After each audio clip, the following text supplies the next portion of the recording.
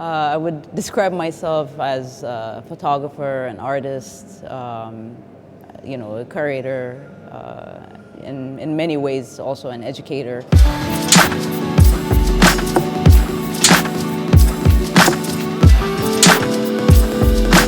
There's a multitude of different things that I do, but in the end, at the core is really being able to create work.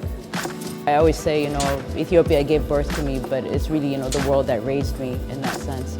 So traveling I find to be a very important component, for anybody, and that really gives you, a different understanding of, even what's happening around the world.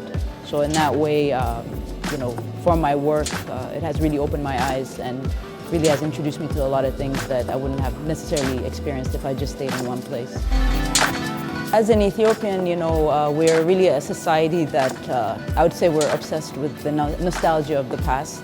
We have this expression called tizita, which is really, translating to nostalgia, and I've done one piece in that relation. And for me, it's really exploring the past, but at the same time, looking towards the future.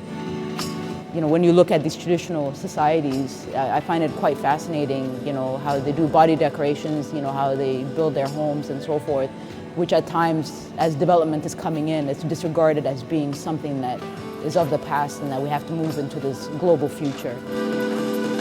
I'm not here to offer answers, and I've said this in the past. I'm here to provoke the audience to ask questions, and to reimagine, another level that they might not have imagined it. There's a lot of cliches in the mass media, and it's always the same thing over and over again.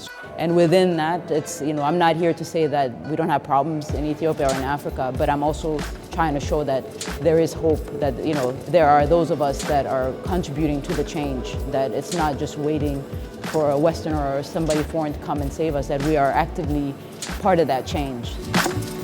For me, visual communication plays a significant role, for photography, in my opinion. And what I've seen is that photography is not just, hanging in a museum wall or seeing it in a magazine. That it's actually a powerful tool that disseminates, information, that documents history, that can have influence. And it's a great educational tool also at the same time.